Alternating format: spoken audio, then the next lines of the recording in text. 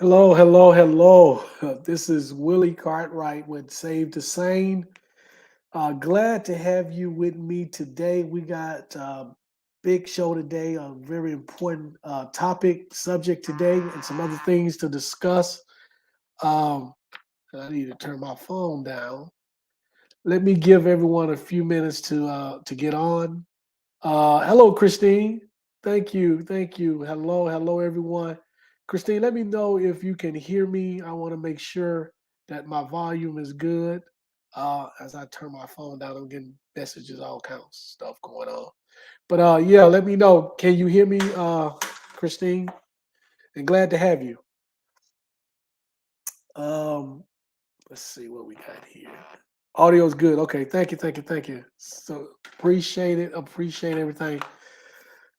So good. We're going to talk about a couple of things prior to getting into the meat of today's discussion. But today's discussion, and we're going to wait a few minutes to let everyone join.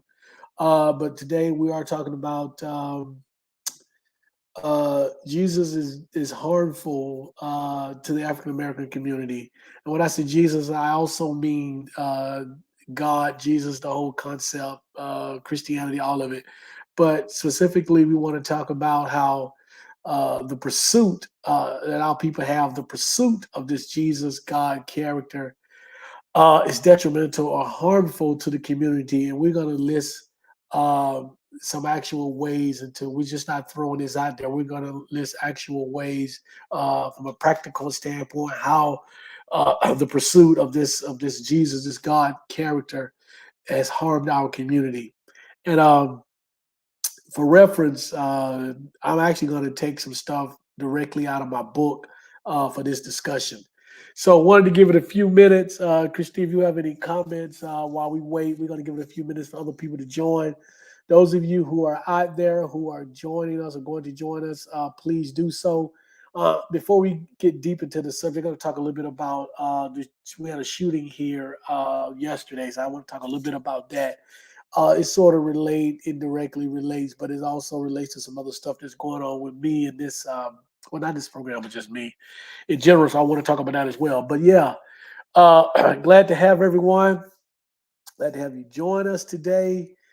Let me begin with as I always how I always begin by thinking two very important individuals to this program. The first one is Taisha Essick, and Taisha, she's out there in the world somewhere doing her thing, working, taking care of baby, her and the mister. So we're always appreciative.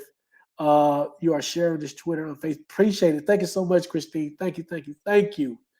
Um, we always appreciate Taisha and what she's done and what she continues to do for us. And so I would be here. This platform wouldn't be here for me if it was not for Taisha.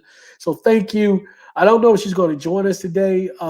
She did acknowledge, I did send her the link. So she did acknowledge, that we're on today, but I think she works as well as taking care of beautiful, beautiful baby that she has recently. So yeah, well, thank you to her, and also my wife, my backbone, the foundation of everything that we do, who I am. Uh, I like to say thank you to my wonderful, wonderful, supportive wife. She actually brought me some water today because she says that I get so excited and overheated when I do these podcasts. That so she brought me some water, so I appreciate that. Some nice cold water to make sure that I stay cool. So again, thank her for all of her support and everything. So I just wanted to also make a quick announcement. I think in 2 weeks we'll do the last show, and we'll take a break for the summer. A few months, maybe we'll be off until maybe August, I think. Sort of that's how I'm feeling right now. It may change. I might do one show in June or one show in July and a show in August, or I just might wait to come back and wait until I come back in late August or early September. Just need a break. A lot of stuff going on this summer. My wife and I are going to try to travel, do some fun things, try to travel some more. Uh, School is out for me for a month, but I go back in June, um, and that's going to be 3 hours on Tuesdays and Thursdays. So it's only one class, but sort of draining. So we might just take a break for a minute. I think we all need a break. At least I do. So we may take a break. Right now, we're planning on taking a break for most of the summer. So we'll do one more show in 2 weeks to end May, and then we'll go into a break. I think I'm still going to do some stuff on TikTok. So I do have a TikTok account where I post some stuff on TikTok, and it's safe to say on TikTok as well. So we'll do that. So yeah, so that we had that going on. So I just wanted to make that, and I'll make that announcement again toward the end of the program. But I appreciate all of you for joining me today. And I want to start off by again talking about something that's indirectly represented or indirectly related to the subject that we talk about. So those of you, Henry said traveling is nice. Appreciate it, Henry. Thank you so much. Thank you for joining us. Uh, which exciting places are you guys visiting? It's a good thing. I'm about to tell you. I'm about to get into that 'cause that's part of what I'm going to talk about next. So yeah, absolutely. M Desire is it M Desire? Thank you so much. I'm gonna call you M. How you doing? Glad to have you. Glad to have you, Henry and Christine. Yeah. So yesterday, those of you who do not live in the Atlanta area or don't watch the news like so many people, and I certainly understand that. I'm sort of a news addict, current events sort of junkie. But we had a active shooter in Atlanta, Midtown area in Atlanta yesterday. I happened to be about 5 minutes from where the shooting took place. The shooting took place at a hospital, and I was actually at a hospital, like literally right down the road, visiting a friend of mine who has cancer and some other stuff going on. So my wife and I went to visit him, and it's funny. My wife was mentioning to him, we were talking about the crime and what's going on in the country, and the mass shootings, and he happened to have the television on the news, but he had the volume down while we were talking.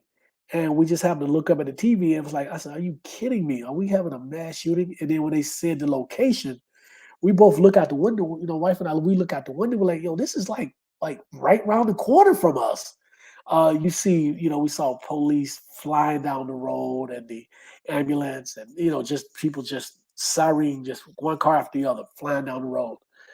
And it's like, wow, so this is crazy. So we talked to him a little while longer and then we left. I had been mentioning to my wife over, every so often about eventually moving to another country, retiring somewhere else. Um, and she's kind of engaged me in the conversation, and she sort of not really blow it off, but she was kind of yeah, one day we'll see, and that's understandable. Her parents live here in the Atlanta metro area, north of Atlanta. They moved from Buffalo, and she's very close to her mom, and so that's understanding with her family. So yeah, but after that happened yesterday, my wife kind of turned to me in the car and said, "You know what? I think it's time. I think it's time that we really consider maybe moving out of the country." So to Henry's question, so we're traveling this summer. We're going to Savannah for her birthday because we've kind of made that an annual trip. I wasn't a fan of Savannah for many years, and now I like Savannah. It's a very quaint and quiet and kind of out of the way. It's close to the coast. It's right on the coast, and my wife loves swimming, especially in the ocean. So she will do that. So we'll do that in June around her birthday, and then August. We the last few days, last 2 days actually, since yesterday, even maybe a little bit before that, we've been talking about maybe looking at some place outside the country to move to. And ironically, we had a conversation yesterday morning. This is prior to the incident downtown. Was it? Yeah, yesterday morning. Yeah, yesterday morning, maybe even Tuesday. My days all running together. And a buddy of mine, a friend of mine who lives in my townhome community, has said that was going to visit uh, Merida, Mexico. Never really heard of it, but he told me a lot about it. I started doing research, and it's basically this community on the Gulf Coast, sort of inland a little bit. It's in the Yucatan area. If you guys familiar with that in Mexico, it is the I think it is rated as the safest place in the Americas, including every place in the U.S. and Canada. It is the safest or second places. I read one article that said Quebec was the safest and this place was the second safest. But it's spelled Merida, and it's in Mexico. They're number three in healthcare, number four in healthcare, number three in education. Very peaceful. That's a large, fairly large, relatively speaking, large African American expat community, and it is growing. So it's funny we had that conversation. So my buddy was telling me, he said, "Yeah, man, I just can't. I got two young kids, and I hear shooting every day and all these shootings, and I don't want my kids growing up in that." So he said he finally convinced his wife to look at maybe moving out the country. So this is one of the places that they're going. So they're visiting next week. They're gonna be gone for 10 days, kind of check everything out. And so we had a conversation. I said, "Yeah, man." I said, "My wife and I, we were talking about the same thing." I said, "But I'm glad you turned me on to this place." And that was kind of the end of the conversation. Then we go visit a buddy, and then the shooting happens, and my wife's like, "I think it's time." So we've been doing research the last 24 hours on this uh, Merida, Merida. I hope I'm pronouncing it right. I'm probably not, but Merida, Mexico. And so far, we like what we're seeing. So in August, a long about way again to answer Henry, we're going to visit Merida, Mexico. And I put this out there just to see if any of you guys are familiar with that, or some of you having the same thoughts about leaving the country, retiring outside the country, or moving outside the country. If you've heard of Merida or any other places, not just Mexico, but any other places, I know there are people I know that are in Portugal and they are not coming back. They love it. I know people who are in uh, areas of the Middle East, Saudi, and some other places teaching. And I got a buddy who's been there for 15 years and he's never coming back here. And there are other people I know, other friends I know, there are different parts of the world and they love it. And so this is something that we're really considering. Um, and so yeah, so that's one of those things. So yeah, so we'll be visiting that part of Mexico. It's a probably a 6 hour flight from here there, due to a layover. Because it's not a direct flight, you have to go through Houston or Miami. So yeah, so we're looking at some things. We're just talking about some things. Really want to do. I've been working a long time. I've been working all my life. I've been working 40 plus years. And this is the fourth school that I've attended, and just sort of tired, exhausting, and just want to relax and sort of retire, and then do this full time. What I'm doing now, ramp it up even more, and so that's sort of the plan. So that's what we. So I just wanted to kind of talk about that a little bit before we get into this really, really, really heavy stuff. But yeah, so any of you who have any comments or any experiences or anything related to that, put it in the chat. Appreciate it. Just sort of throwing it out there. This is a community for me. This is family. You guys are family to me. So we sort of put that information out there. Star Stella, thank you for joining us. You said I am. Oh, I am. I'm planning to leave next year. Playa del Karma. Yeah, obviously we've heard of Playa. We have another friend who spent some time in Mexico City by herself. Loved it, came back to the States for to do a little more work in it is, and she may go back, but she told us about Playa del Carmen and some other places. So we've talked to several people. So yeah, it's funny because I'm finding a lot of people who are thinking the same way, and a lot of African American people who are thinking the same way, like let's get out of here, let's go somewhere. So but it's not, I don't want to encourage anybody to do that. I don't want to discourage anyone, but I don't want to encourage anyone either. My wife and I, we're kind of like, we make decisions for ourselves. We've done things that other people have kind of looked side eye at and like, oh, I don't know if I would have done that. So it takes really special people to leave a country or a place that you've grown up in and familiar with it, and totally unroot yourself and plant yourself in a totally different place with a different language, a different culture, and everything else. That's not for everyone. It's not for the faint of heart, and I don't blame people that can't do that. But for us, we're looking at it. It's a really, really uh, plausible option for us. And so we're just doing our research right now and looking at it. So yeah, appreciate that, Star. Thank you so much. So yeah, so today's topic, I've wasted enough time talking about that. If you want to chime in, I'm good with it. We can talk about it as we go along with this. You know me, I kind of flow with it. We kind of go with it. We kind of keep it loose. We don't try to be as rigid because I think it's better like this. But anyway, so today's topic, has been harmful to the African American community, and this is just not a rehash of some of the things we're talking about. I wanted to get into more details, and I wanted to use the book I wrote a few years ago because my book talks about a lot of these issues that we want to talk about.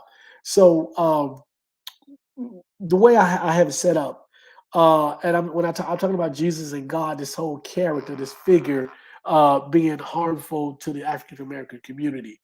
And what I've done is tried to break it down into several issues within. So, because I wanted to be specific about this damage that I think our pursuit, us being African Americans, when I say our pursuit of God and Jesus, what it has done to our community. And so I broke it down into finance, relationship, self-esteem, health, and education. Those of you who have read my book or purchased the book and got it, you know that I talk about at least three of these issues in the book. I talk about the financial part, I talk about relationships, and I talk about education. And I think I talk a little bit about health and some self-esteem, but those are not specific chapters in the book, but I think I do address those issues as well.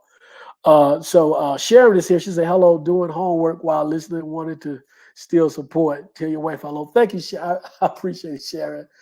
Sharon, I just got through with, I submitted my last assignment earlier this week, like Monday. And so I'm done for about a month. And I'm taking a summer course for a month. So we'll see. So I certainly can appreciate that. And thank you so much. But yeah, so let's get into it. I oftentimes I talk about being pragmatic when I talk to our community about why we believe in this Jesus and God, why we follow this faith called Christianity, why we're so devout to religion and specifically Christianity. And when I talk about it, I always want to come at us with what's practical and what's pragmatic because that I think is what our people can relate to. Um, and so the first part of this thing, why Jesus and God is harmful to the community, is more about the pursuit of this God and this Jesus, why it's harmful, and the things that we do in our effort to pursue this God of Jesus, His favor, His us being saved, His wanting Him to smile on us and bless us and be happy with what we're doing. And and so a lot of times we're being taught or we learn or we interpret the scripture to believe one way to get his approval, his being God or Jesus, to get that approval is through our finances. We talk about tithing and the things that tithing and offering to the church. And my pushback on that is, first, here's a very obvious question. If you're God or Jesus, what do you need with money, right? But then for those individuals who come at me with a practical response to the fact of, well, it takes money to run a church. I certainly understand that. I own a business, so I know nothing is free. And so I certainly understand that. I worked 17 years in corporate, so I certainly understand that because the church is just like a corporation. So I understand that it takes money to run, his employees to be paid, the pastor has to get his, the lights have to be on, the mortgages need to be paid or whatever. So I certainly understand that. But what I also address, and I did this in the book, what I also addressed is outside of the lights being on and the mortgage being paid and the pastor getting a salary, that's a whole nother discussion. But the pastor receiving a salary and whoever else is paid, what else is going on with the amount of money that we give to this church? How is that benefiting our community? That's a practical question that we need to ask ourselves in this community. And I write in my book, according to a live, this is a quote, according to Live Steve's research, shows that Black churches have collected more than $420 billion in tithes and donations since 1980. $420 billion. Another source, Tyler Media Services, estimated that Black church revenue was about 17 billion in 2006. So you can do the numbers, but those are that is an enormous amount of money. $420 billion. There is no other institution in the world that has that much collective African American money. There's no other institution. And so, with all of these churches in our community, well, how is that money benefiting our community? We've talked about it before. We talked about how we take our money to the church in the forms of tithes and donations, and the church takes that money and puts it into a bank account at some of these large institutions, some of these banking institutions, and then us in the community who have given that money turn around, go to the same bank and attempt to get a loan to open a business, to send our kids to school, to fix up our house, to whatever we need the money for, and we are rejected disproportionately more so than people that don't look like us. So again, that's $420 billion since 1980. What could we have done with their money in our communities? What other services can we have placed in those communities? What about teaching services, educational services? What about entrepreneurial services? What about grocery stores? What about other businesses? That money could have went to other sources and did much better for our community. But as Christine is saying, mental terrorism, we believe and we're taught to believe that we have to bring out tithes. And that's a whole other discussion about a are we really instructed in the Bible to pay tithes to the church? What did the Bible really mean when it said bring your whatever to the storehouse? How do we translate that into 10% of our earnings? Secondly, is that gross? Is that net? Should we really be doing that?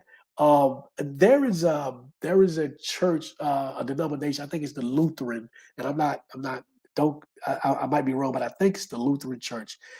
They don't collect tithes or offering. What they do is uh, older people or people in the church take out insurance policies, especially older people, and they name the church as beneficiary.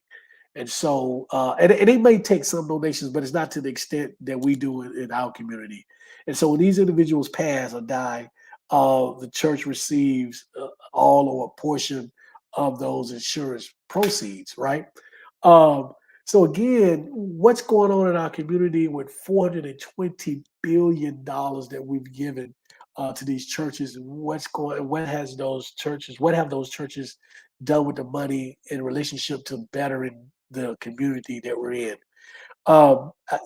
Like some of you, I grew up in the inner city. I grew up in the hood, as we call it, and I saw churches on every corner, and I've never seen much of any kind of improvement, anything that's going to better the community. I haven't seen it. I haven't seen it from a church.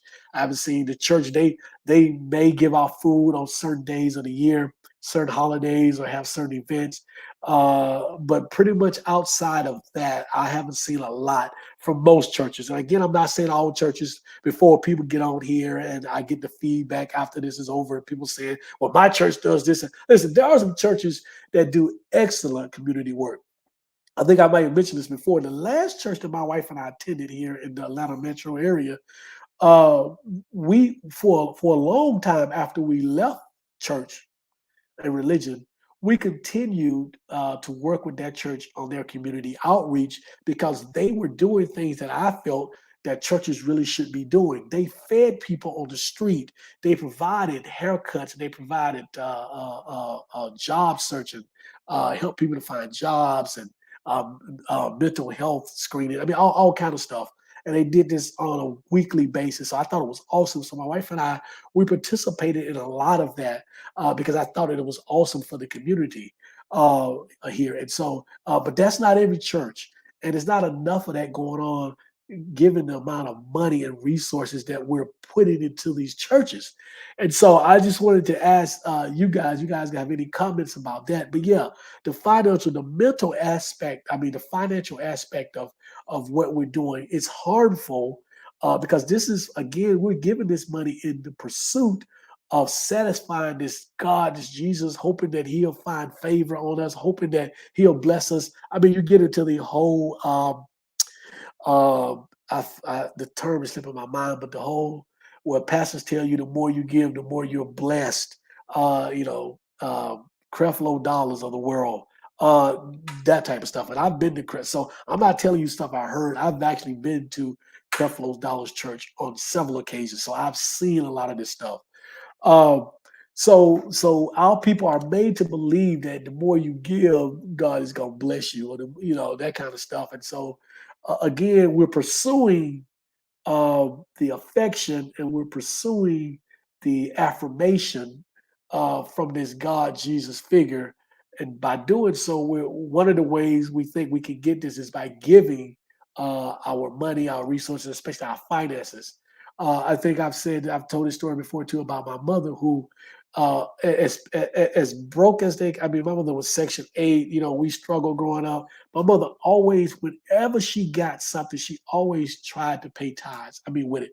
Even when I became an adult, and my sister and I would give her money to help her pay her bills because she didn't have money to pay her bills. She would take a portion of that money that we gave her and put it in the church. One day I was like, listen, you ain't got no money to be doing this, mom. You got bills to pay. And of course, this angered her. And so she wanted to she was really unhappy about that. But it's just the mental bondage that people are in about paying these tithes. And my mother died penniless, died flat broke. And no one from the church contributed money for her. And well, I ended up cremating her for that very reason. But the church didn't contribute anything. All this money that my mother had given to the church over the years and years and years and years and decades of her life, she received none of that back when she needed it. So again, that's something for us to look at. Let me look at some of these comments. Let's see. Let me go because I think I missed. I got to go up a little bit. Glad to have you guys, and I'm going to say hi to everyone too as we go. So M said the ultimate price is time is money. People neglect their family and friends to be in a building 2 to 3 times a week and 3 services on Sunday. Been there, done that, bro. Been there, done that. We talk about that too. Absolutely. Peace and radiance to all. To was that Teo Brown? Appreciate it. How you doing? Glad to have you. Um, I'm messing up my computer, y'all. Oh, I got out. Let's see. Something happened. Oh, let's see. I'm back. Sorry about that. I think I hit a wrong button or something. Let's see. Star said my grandmother's church would collect money for the pastor's anniversary. One time they gave him a fur coat. Uh, I've seen all of that. I've seen pastors get a regular salary. Then I've seen them on pastor's anniversary. I've seen people literally go broke, put off paying power bill, electric bill, car note, kids' education, mortgage, rent, everything, so they could give the pastor something extra on the pastor's anniversary or his birthday or whatever. Seen this my whole life growing up, and almost every church I attended. So absolutely. Um, let's see, we got here. Papa Soul Searcher, what's going on? Glad to have you. I think it's better if I do it this way. Good evening, chat. Thank you, appreciate it. Let's see what else we got. I got some comments. Dee thank you, Dee. Yep, some churches have money lines putting pressure on people to pay more than they can afford to show their love of God. Yeah, I I've seen that, and I think recently I had a discussion with someone, and I talked about how I remember I went to there's some churches that I would go to from time, some churches that I did attend or maybe been a member of, and I've been in so many churches. They would have when it was time to give, instead of coming by, because I went to some churches where they would just bring the basket by and it would pass you by and you could put money in if you didn't decide to just let it keep going. But then there were other churches where they would require you to actually get up, walk around the church and put your money in one of these little boxes that you slide the envelope of money in. To me, that was, sort of embarrassing people because you could see who didn't stand up. So you would know right off the top, and everybody in the church would know who didn't give that day because you were still sitting down, everybody was standing up, walking around. So yeah, I've seen that, and I think that's just it was just horrible. Now that I think back on that, again, you see these things while you're in it, and it doesn't phase you, right? You don't, it's no, you think it's normal, it's no big deal. But once you're removed from it and you look back on it, or you removed from it and you attempt to go back and you see it objectively from a different viewpoint, different lenses outside of the prism of religion, you see it for what it really is. And so I've seen it, and I think that it is just horrible. Uh, Christina said nothing but a social club for entertainment. Absolutely, absolutely. So yeah, guys. So the financial thing really bugs me. It's personal for me as well because uh, the, the the the next to the last church that we attended for some time, and we had just started our business, and our business was doing extremely, extremely well. And we gave a lot of money over a 3 or 4 year period to this particular church. I'm talking a lot of money, to the point where this church had athletes and entertainers in their church. Any of you who live in Atlanta, know anything about Atlanta, you know that there are a lot of entertainers and athletes that live in the Atlanta metro area. This particular church was north of Atlanta and had a lot of athletes, a lot of entertainers. Um, and so we gave, we were our giving was up there to the point where the church would call us once a month to check on us, to make sure that how we were doing, make sure we were doing well. And we thought it was just weird. And it finally dawned on me. I said, you know what? They do this to people who are given X amount of dollars because they want you to feel like you're special. And so eventually we started cutting back our giving because the business started, doing what businesses do, up and down. And then eventually we came to our sisters and said, you know what, it doesn't make sense that we're doing this, giving this kind of money to a church. And we stopped. And when we stopped, the phone calls stopped. No one called to check on us. No one called to say, even from a standpoint of greed, they could have called and said, hey, we noticed you ain't gave in a while. What's going on? We didn't even get that call. So it was funny, not how funny, but just peculiar that those phone calls stopped. And so every now and then when I'm like upset about something, I'm worried, I'm thinking about money. I look at my wife and I'm like, all that damn money we gave that church. I wish we could get that back now. It'll be, it could buy us a small house right now.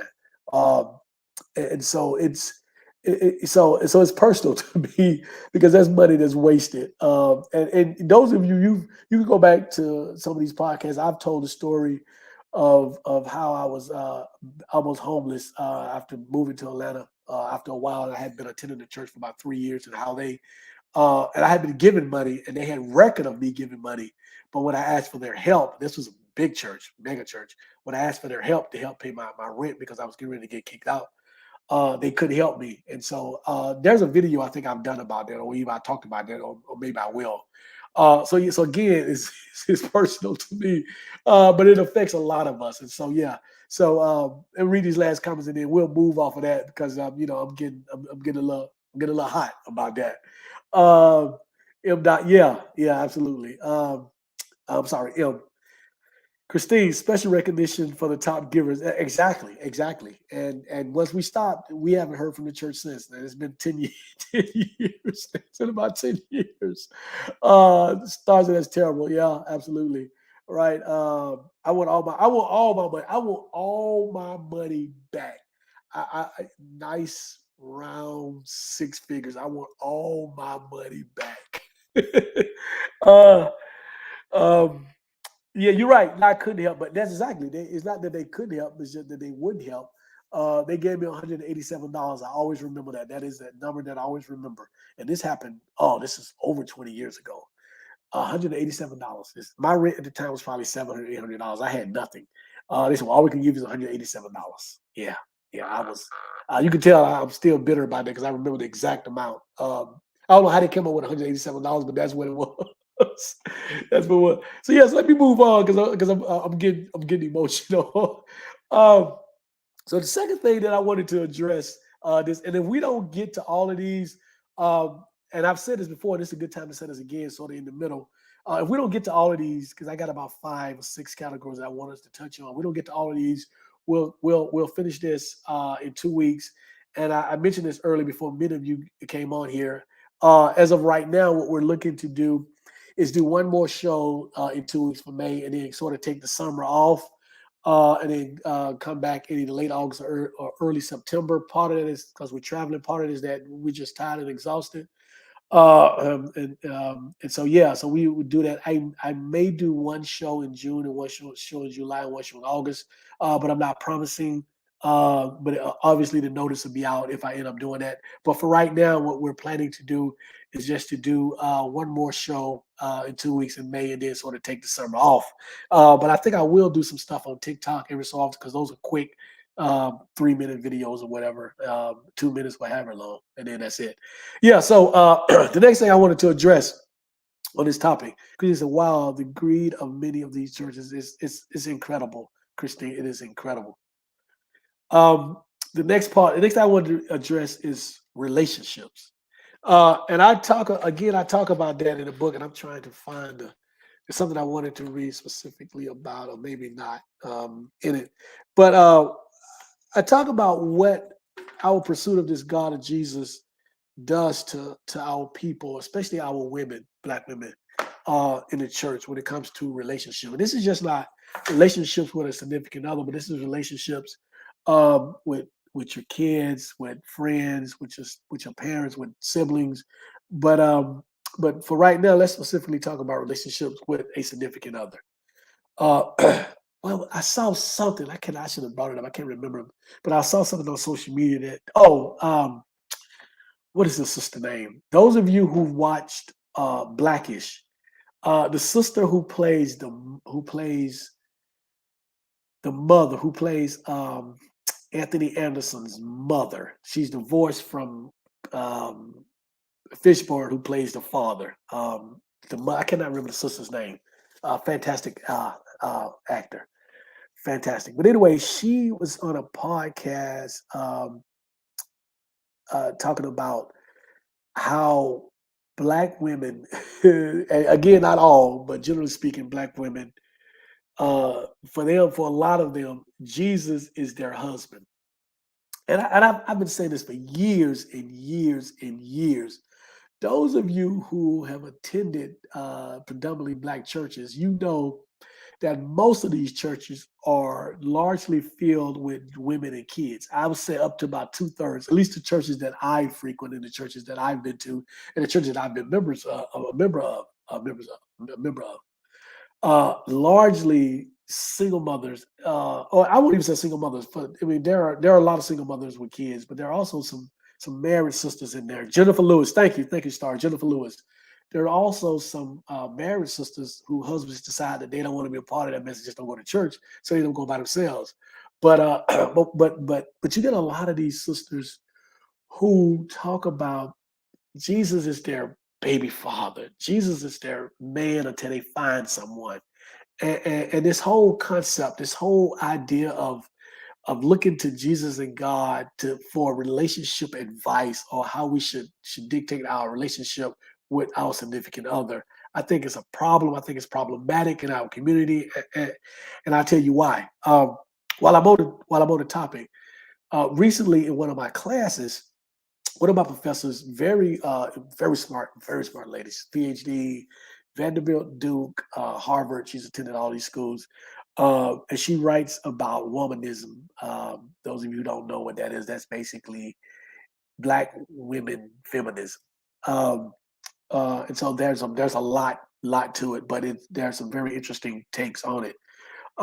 She did this research. She wrote one of her books. She talked about in one of her books. She talks about these mega fasts that TD Jakes have. Women, thou art loose. Those of you familiar with those conferences that he had. A lot of them are here in Atlanta. I don't know if this is the only place, but I know that oftentimes they're here in Atlanta. And he talked about the women. She talks about the women that are in these conferences, and then she talk about these organizations that these church sisters have started. Some of these organizations are celibacy organizations, or taking back their celibacy, and all these. And in her book, she questioned. And this lady, this professor, is also a Christian. She's also a realist, but she's a Christian. She's a believer. But she questioned the message that the church gives to our women about relationships. And she's questioning whether or not these messages do more harm than good. And so I thought it was an interesting take on it. And so in my book, I talk about how, number one, the church sets single women up to for failure because they're looking for a man that resembles this Jesus character, and that guy doesn't exist. It doesn't exist. And so these sisters go to church, and these pastors understand that this is their audience, this is who they're speaking to. So they're saying certain things to these women. They're telling these women, your man should be doing this, this, this, and this. And then these sisters bring this message home to their significant other, their husbands, the guy they're living with, whatever. And the brother's like, I don't want to hear this. No man is going to listen to another man tell him what he should be doing in his house, right? And I said it, I specifically said it in my book because I grew up with this. I remember as a kid going to church with my mother, my sister and my stepfather never going to church and staying home. And I remember seeing my mother in the church, nodding her head to everything the pastor's saying about relationships and how a man should act, and then taking it home to my stepfather and him saying, "Oh hell no, ain't no man gonna tell me how to run my house." And I remember the conflicts that they would have, and so I saw this firsthand. And so this whole relationship thing, where the church is setting our women up for the impossible. There is not a Jesus-like character in real life to be your husband. That's number one. Number two, the church is telling our single women to look for Jesus as the substitute for a real, live, physical man. Right? There is a lot of things a lot of ways that makes absolutely no sense. If you have a good mate, there are things, physical things, tangible things, objective things that mate provides for you that no God or spirit can provide for you, right? And so again, setting our women up for failure by telling them that this Jesus, this God character is a stand-in for this perfect guy who's going to come along, or you're going to wait until this perfect guy comes along. We know, and I think one of this is a stat from 2016 in my book, is only 29% of African Americans were married, compared to 48% of all Americans. Half or 50% of African Americans have never been married, compared to 33% of other African Americans. And then it says 48% of Black women had never been married, which is up from 44%. And so some of that is because our women are making it impossible. Um, and I'm not being, I don't want anybody to take this as me being chauvinistic or sexist. As a matter of fact, it's probably just opposite because guys, we are visual creatures. We're not looking for, we don't have a long laundry list of what we want in our women. We just don't. There's 4 or 5 things that any guys that's listed on here, they can vouch. There are a handful of things that we look for, and we can work with the rest. But when our women get to church, it's like this guy's got to be God fearing, and he's got to be this, and he's got to be the sole provider, and he's got to be great with my kids, even though my kids have 3 or 4 different fathers. He has to, he has to be in touch with his feminine side, and he has to be masculine. He has to be able to fix everything in the house. This is just long, long, long laundry list of things, right? And so it is just, I think it's setting our women up, a lot of our women up for failure, and it is also failing the community because of not having that connection. And I'm open to people who want to say, well, maybe not quite like that, or they disagree. I'm fine with that because this is about a discussion. Let me get to some of these comments. Um, let's go back up. So Star says, yeah, Jennifer Lewis, absolutely. So Papa Soul Searcher said, my wife used me not believing in Jesus anymore as ammo to leave 5 years ago. Now all I see is women wanting a God-fearing man. Talk about a sickness. Before I get to other comments, let me address that. First of all, brother, I'm really, really, really sorry to hear that, man. That is just it's when I told the story when I thought about when I first thought about leaving the church. One of the things I was concerned about was how my wife would take it, because at the time she was a very devout, God-fearing Christian woman. But thankfully, she was feeling the same thing I was feeling, so we kind of connected with that. But I just can't imagine that. And I've talked to people who are, especially brothers who are low key, not believers anymore, right?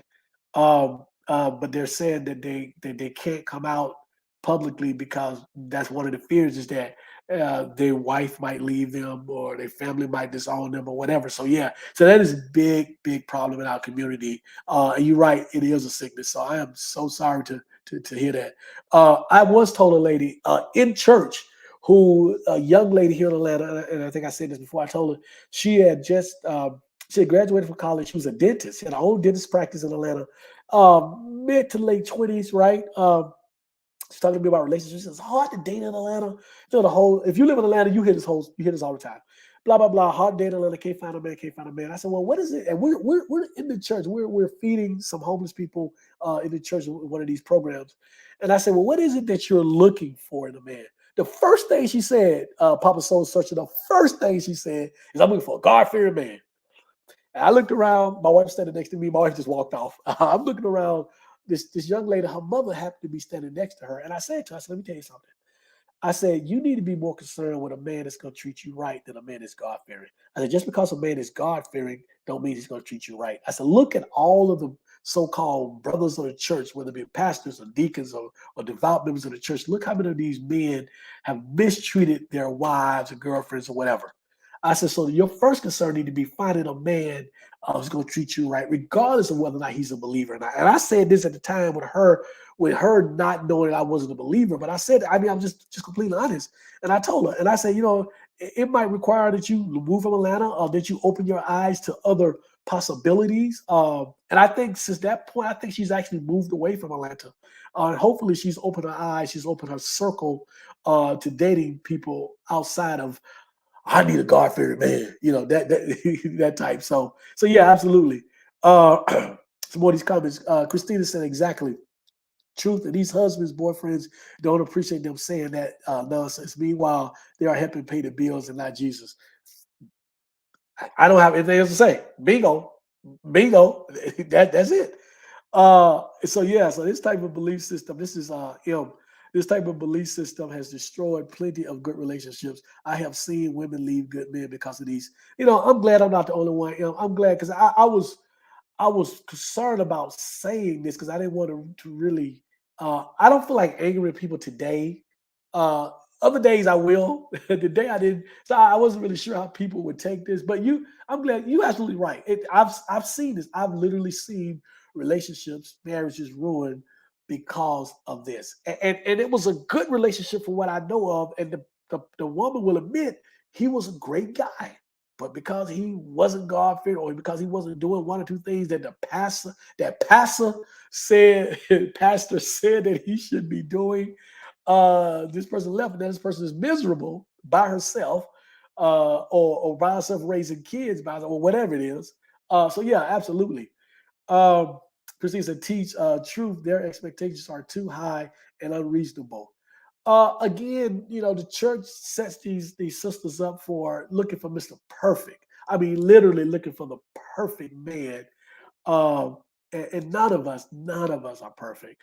And so, but women get caught up in this guy got to be God, he's got to be this, he got to be that, he got to be this and that. But it starts with the church, and so look at the stats, look at the numbers, look at why so many of our people are not married in relationships. I mean, that's part of it. Um, And so Papa Soul Surgeon said, women really don't want a Jesus-like man. He would be boring. These dating sites are full of women wanting a Christian, but why are they at a non-believing site looking for a Christian? Shaking my head. Yeah, a lot of times, I don't know what it is, and I'm not like Steve Harvey or Tyree, some of these other people who swear that they're relationship experts. That's a whole nother show that maybe we'll do one day because it's sort of directly, indirectly related. Because Steve Harvey says a lot of this stuff based on his so-called religious beliefs. As you can tell, I am not a fan. And so one of these days I will do a show on uh, following these fake such and such people, celebrities.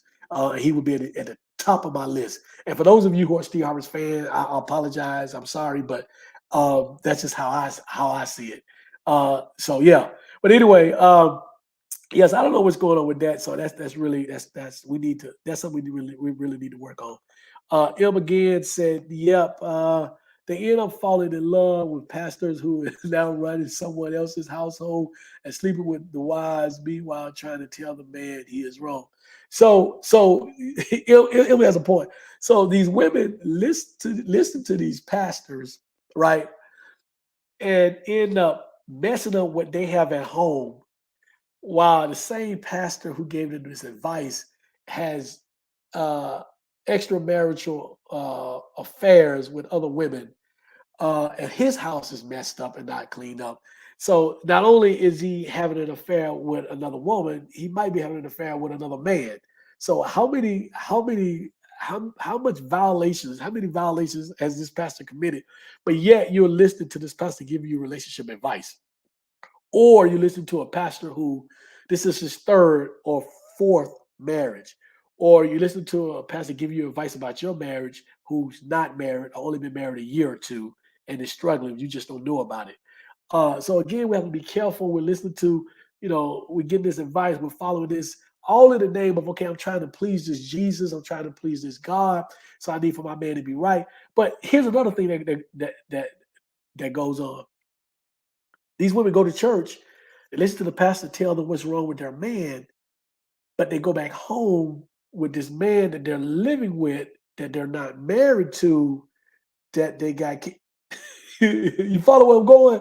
So, according to the church, you already wrong in a lot of these cases, because many of these sisters in the church be unmarried, but they have boyfriends or a man that they're living with or sleeping with or whatever it is, right? And to me, I don't believe in this thing called sin. You can do whatever you want to do. We're grown adults, we're human beings. But if you follow the church, that would be a sin. So it's one of those things. Yeah, absolutely. Um, M said, I've heard women say that only man they will be submissive to is Jesus. You know, let me let me let me let me go lightly on this one. I don't. My wife is not submissive to me.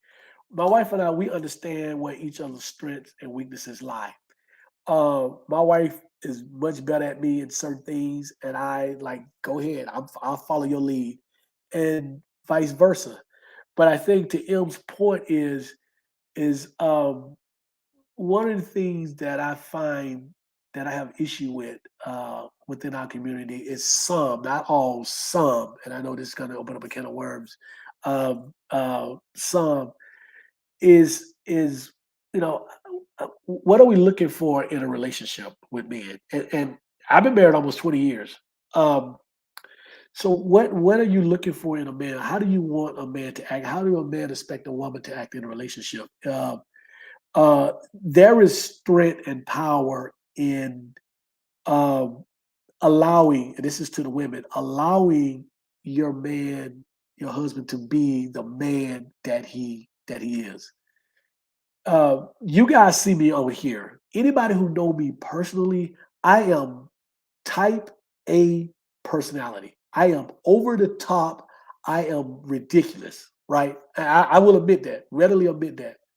My wife is chill. My wife is cool. My wife is relaxed, and it took her it took her a while to get over my antics. But here's something that's very important. Um, My wife and I, we don't disrespect each other in public. I know where the line is, and my wife is. As long as I take care of the things that I need to take care, when we out, she just sits back and laugh at me being me. Right? It's never disrespectful to her or our relationship. But she understands, and so she has quiet strength. I know how far I can go. I know what things I can and cannot do. And I never disrespect her. And she never disrespect me. So it's understanding that, okay, I'm married to this man who is at times over the top, type A personality, maybe even overly masculine at times. But my wife is secure enough to be like, whatever, that's him. I'm good.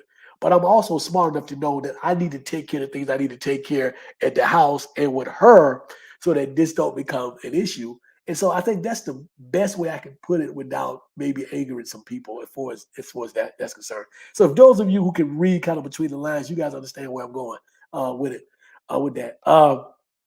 Teo said, we only got a few minutes, okay? So we got to get to the other part of it in a couple of weeks, but this has been awesome. Teo said, so-called God-fearing doesn't mean a damn thing. Just like the banks funnel fake money, the church fosters fake followers. 100%. God fearing means absolutely nothing to me. As a matter of fact, if I wasn't married and I met a woman and the first thing she said was, "I'm God fearing," I'd run the other way. Not not just because she's a Christian, but because I know what this God fearing thing is and isn't, and what it entails. And I know the whole everything that's involved in this. When a woman says, "I want a God fearing man," or "I'm God fearing woman," that's that's a bunch of red flags for me. For me, that's a lot of red flags. Papa Soul Search said after 25 years plus, that was the most hurtful. 25 years, man, that is wow. Bro, I'm about to let you come on here one day and kind of talk about that because that's deep. That is 25 years and because of wow, wow. So everything that y'all built, and I tell people all the time, I say, now that I'm a non-believer, nothing has changed about me except the fact that I no longer believe in this God, this Abrahamic God of Jesus as a divine figure. That's the only thing about me that has changed. So if I was a good husband, a good provider, a good father, none of that would change. So why leave because all of a sudden now I don't believe in God? See, that's the poison. That's the poison of religion and Christianity in our community. That's an example of the poison in that. Um, Christine said, "M. Dot, you are correct. Truth be told, the majority of the females in church lust after the pastor." Christine, I've been saying that for decades. I told my mom when she was alive. I said, you want a pastor because you think he's the ideal man. I said, and too many of you believe that. Y'all think that he's God fearing, he's the closest thing to God. I said, these are some of the worst people. My mother dated a couple of pastors, and one of them went to jail. I mean, it's horrible. These are some of the worst people. And I'm not saying, there are a lot of good pastors. My mentor, my mentor, one of my mentors, well, he's my mentor. He is a pastor. He is awesome. He's probably the greatest guy I know. Shouts out to Stephen Sherrod, but he is the greatest guy that I know. He's my mentor, and he's a pastor. So I'm not. This is not about every pastor, but a lot of them. There's some issues there. So yeah. So I absolutely. And Christine also said. The truth will anger only people who love to live a lie. The Bible says the truth will set you free, especially if you want to be free. Absolutely. So yeah. So we are. Let me get to these last couple more comments from Papa Soul Searcher. Christine, marriages are tied together by lies. Once the truth is told, the marriage will either dissolve or take another path in the direction of truth. Absolutely. I would definitely come on. Oh yeah, appreciate it, man. Yeah, we're gonna get you on one day because I want to hear about this. And I think our listeners will benefit from hearing about this because uh, your situation is an example of why we do this and why we have this space. It's just not for us to come on here and talk about things and just sort of vent. It is about real life things, real life ways to improve the community, real life ways to improve our life, and then looking at some of the things through religion that has been harmful to us, and how we can avoid those things. And so your story, your situation, from what we know of, what you've shared with us today, first of all, takes a lot of courage for that. So we certainly appreciate that. But for what you shared with us, this is an example of why we do this show. Is one of the reasons, you look at days, okay, why are we doing this show? Because here's a person who's married for 25 years, and because this person decided, well, this religion thing is no longer for me, the wife decides, well, I'm dipping. 25 years invested, 25 years invested with someone else. That's the only thing about you that changed, as far as I know, and I'm assuming, I'm making some assumptions that that's the only thing about you that changed. And all people say, well, that's two sides to every story or whatever. Well, right now, what we're hearing is what Papa Soul Search is telling us. And so I'm taking him at his word, right? And I've seen this happen before on multiple occasions. And I'm sure those of you who've experienced this maybe have also seen this as well. So yeah, absolutely. Um, Thank you, Taylor. I appreciate it. Yeah, this was an amazing show. You guys have made it amazing. Love the comments. Thank you for this platform, for us talking about this. Certainly appreciate this. This was a good subject.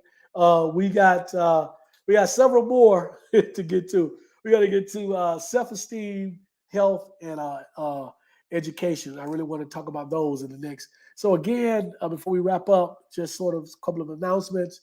We're gonna do one more show this month in 2 weeks. It'll be May, and as of right now, we're looking to take June, July, and all of August, or at least most of August, off, and resume in September. We just kind of need a break, and maybe take some trips, do some fun things over the summer.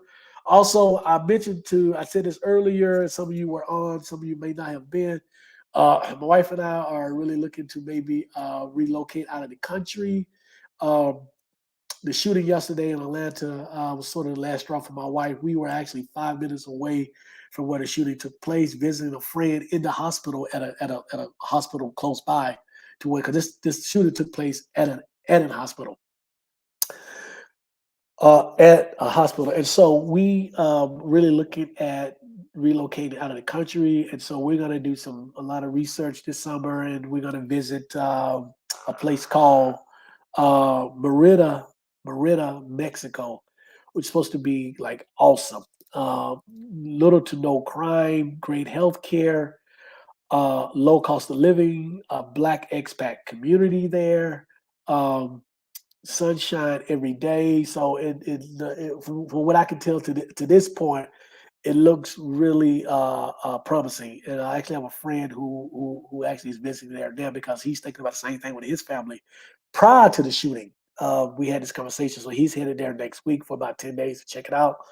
So yeah, so we're looking at that. So any of you who have heard of Merida, Merida, Mexico, it's in the Yucatan Peninsula area. It's inland.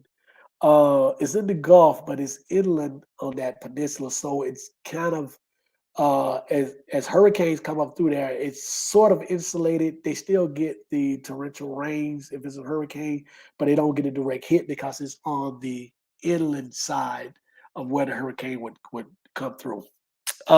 So we've done the research on that part. My wife is terrified of hurricanes or whatever, but so we've done that.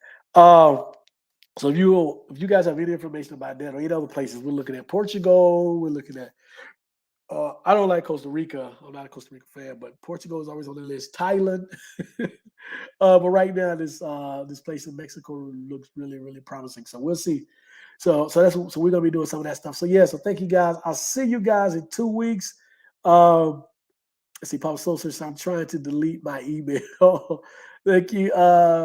Appreciate it. Christine said very constructive information shared. Thank to all participants and viewers. Thank you, Christine. I couldn't have said it better. She says it perfectly. Perfect comment to end on. You guys take care, stay safe, and I will see you in 2 weeks.